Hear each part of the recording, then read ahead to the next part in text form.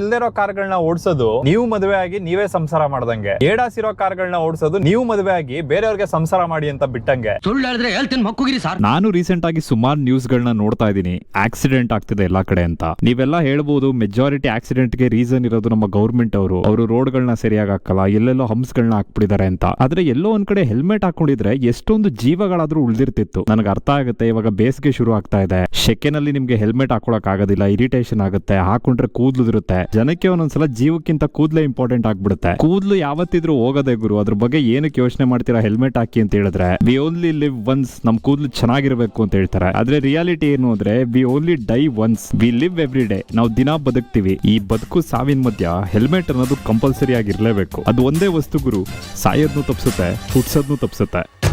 ಇದು ಒಂದೇ ಮ್ಯಾಚ್ ಕಣೋ, ಡರಂಡಂ ಡರಂಡಂ.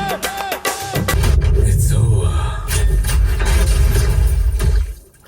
when I say it's over. First time teaser ಬಿಟ್ಟಾಗ ಸುಮಾರು ಜನ ಅಪೋಸ್ ಮಾಡಿದ್ರು. ಈ ಸಲ ಟೀಸರ್ ಬಿಟ್ಟ ಮೇಲೂ ಒಂದಷ್ಟು ಜನ ಆ ಕೆಲಸಗಳನ್ನ ಮಾಡ್ತಾರೆ.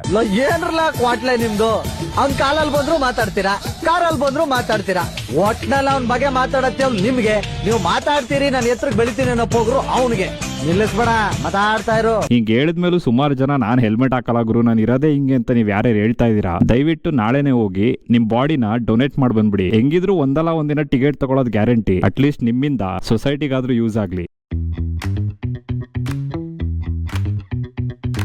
Big basket. Every